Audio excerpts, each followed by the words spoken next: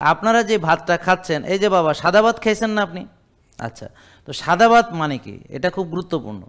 যেমন ধরেন আপনার একটা হাইব্রিড জাতের ধান, যেই ধানের বীজতলা ওই ধান থেকে করা সম্ভব নয়, বীজ কিনে নিয়ে এসে বীজতলা বানাতে হয়। তার মানে এটা একটা নপুংসক ধান, বা যেটার হচ্ছে পুরুষত্ব নাই, ধরো প্রজনন ক্ষমতা নাই আর কি। হ্যাঁ, প্রজনন ক্ষমতা নেই, পুরুষত্ব তো বোঝানো হবে না, নারীত্ব পুরুষ এনে তো ধান তো আবার বেটা না বেটি, এটা আলাদা ব্যাপার আর কি। যাই হ্যাঁ, আবার কব যে ভুল ধরবো।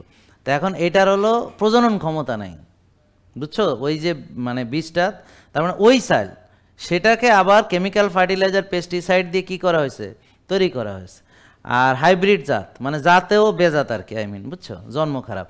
তারপরে হইলো এইটাকে আবার ওই ধুইনা মানে কি বলে মেশিনের মধ্যে ওই ফাইবার টেবার ফেলে দিছে, এখন এটা হলো নির্জলা চিনি শিরা।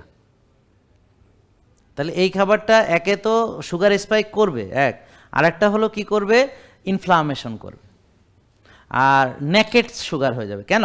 কারণ হচ্ছে দেখো, ফাইবারগুলো আমাদের প্রোটেক্ট করে, হ্যাঁ, সুগারটাকে অ্যাবজর্পশনের জন্য ফাইবারগুলো প্রোটেক্ট করে।